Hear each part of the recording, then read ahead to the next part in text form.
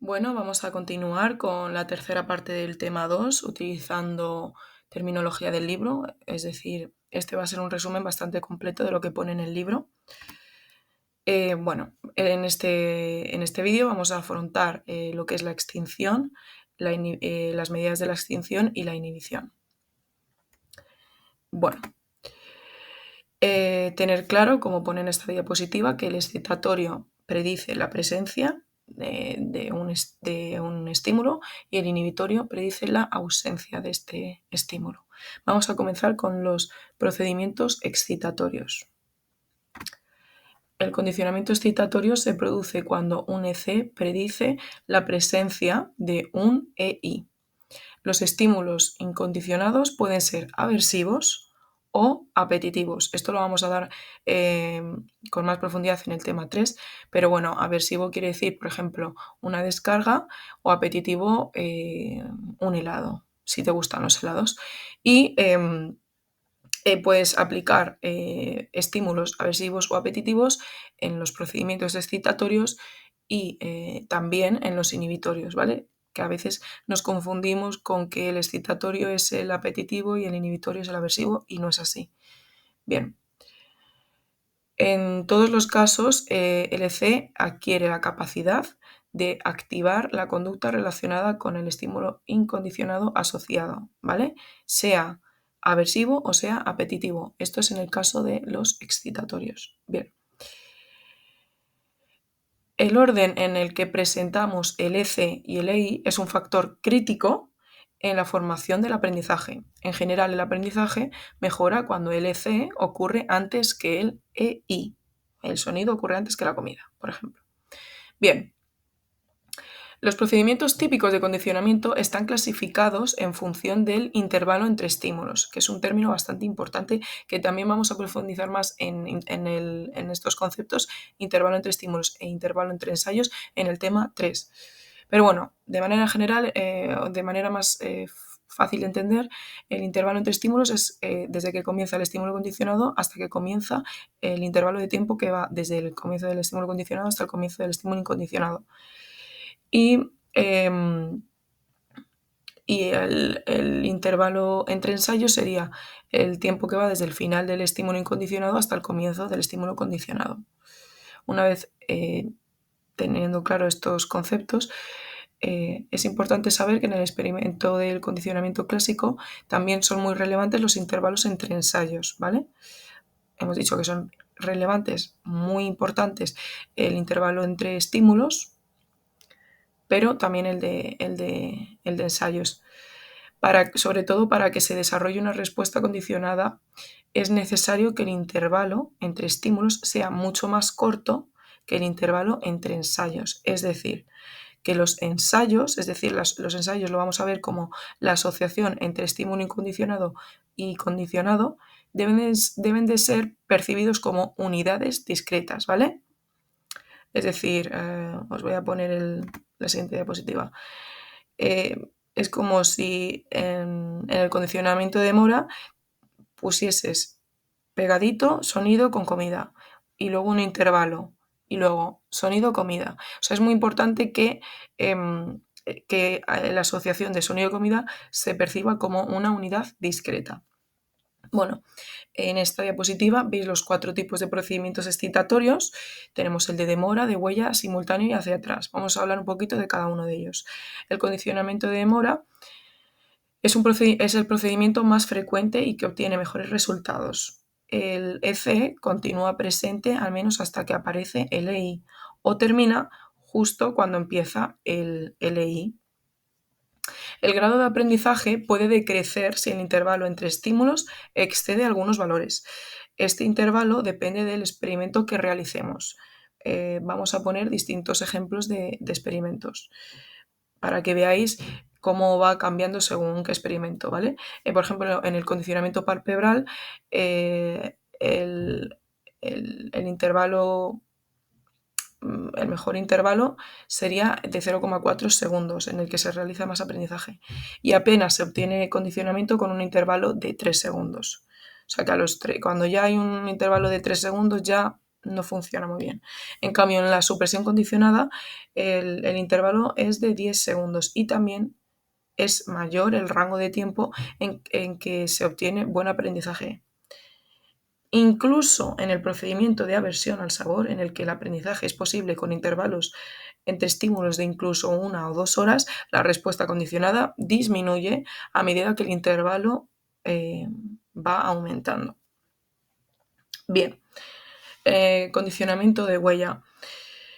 En el estímulo incondicionado no se presenta hasta que no ha pasado un tiempo determinado desde la presentación del estímulo condicionado. Por lo tanto, entre el final del estímulo condicionado y comienzo del estímulo incondicionado hay un intervalo de tiempo que se denomina intervalo de huella. Aquí lo veis en la diapositiva, cuál es el intervalo de huella. Este procedimiento consigue un buen nivel de condicionamiento, pero empeora a medida que aumenta el intervalo de huella, ¿vale? Estamos hablando del condicionamiento excitatorio, ¿vale? A medida que aumenta el intervalo de huella, empeora el condicionamiento excitatorio, porque luego veremos que a medida que aumenta el intervalo de huella, cuanto más largo sea el intervalo de huella, mejor va a ser el condicionamiento inhibitorio. Pero bueno, eso más adelante. Bien, por último tenemos el condicionamiento simultáneo, en el que el estímulo condicionado y el estímulo incondicionado se presentan a la vez y duran lo mismo. En este tipo de procedimiento se obtiene una escasa respuesta condicionada, que no quiere decir que no se haya aprendido. Esto es muy importante, que aunque el animal no responda ante el estímulo, esto no quiere decir que no haya aprendido en la asociación, ¿vale?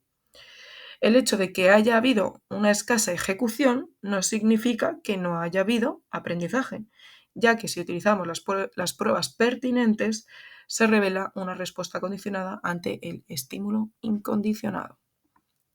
Bien, continuamos. Uy, que se me ha ido. Ahí. Bien, condicionamiento hacia atrás. Presentación del EI seguido del EC. Aunque se puede obtener condicionamiento excitatorio con este experimento, ¿vale? La mayoría de las veces el estímulo condicionado se va a tratar como una señal de no EI, es decir, que la mayoría de veces se va a asociar a un aprendizaje inhibitorio, el condicionamiento hacia atrás. Bien. Ahora sí, vamos con la medición de los procedimientos excitatorios. Aquí tenéis una imagen general en la que pues, se puede ver que tenemos el ensayo prueba, ¿vale? Y el procedimiento control. Y luego también pues, cómo cuantificamos las respuestas condicionadas, que sería a través de la magnitud, probabilidad o latencia. Recuerdo, esta es la forma de medir los procedimientos excitatorios. Bien. Usamos un ensayo prueba para poder medir el grado de condicionamiento de un procedimiento determinado. De esta manera, nos aseguramos de que lo que estamos midiendo es la respuesta condicionada, sin la influencia del estímulo incondicionado.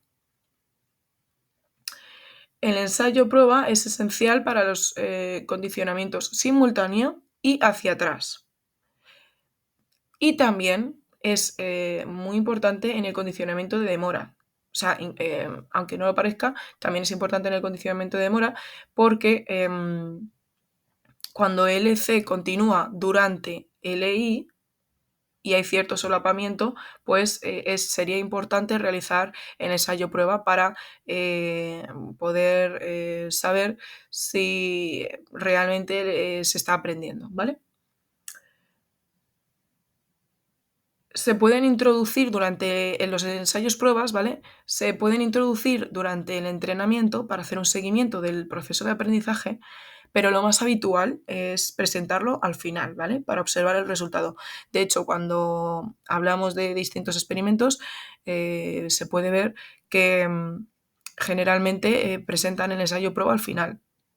El ensayo prueba consistiría, por ejemplo, en el procedimiento de Pavlov de enseñar al perro a asociar sonido y comida, pues el ensayo prueba sería presentarle solamente el sonido para ver si realmente se ha aprendido la asociación, ¿vale? Bien, la conducta del sujeto se puede cuantificar, hemos dicho, de tres maneras diferentes. Mediante la magnitud, ¿vale? Es decir, midiendo la cantidad de conducta que se está dando, por ejemplo, en el experimento de Pavlov, Pavlov lo que hizo fue medir el número de gotas de saliva que producía el perro, ¿vale? O también en la REC. Es una forma de medir, la REC es una forma de medir la magnitud, ¿vale? Cómo de paralizada está la rata. Bien, otra manera de cuantificar la respuesta es la probabilidad, en la que registramos la frecuencia con la que ocurre la respuesta condicionada en presencia del estímulo condicionado. Esta se utiliza de manera habitual en el condicionamiento palpebral. Bien.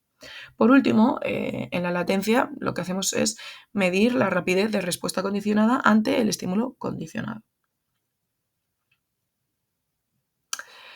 Bien,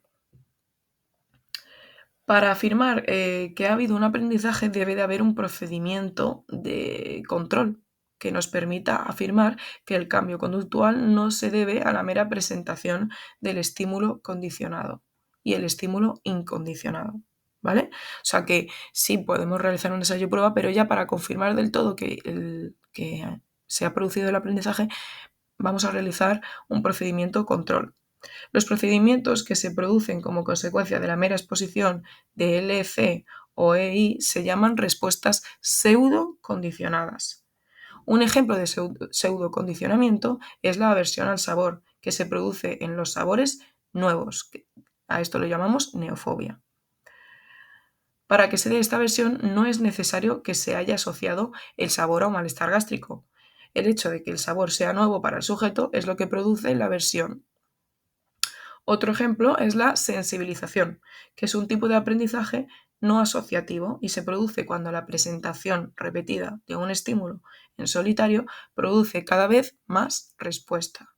Por ejemplo, te presentan las obras, ¿vale? El primer día te molestan, el segundo ya no las aguantas, el tercero cada vez te vas enfadando más y te vas sensibilizando a ese ruido de las obras.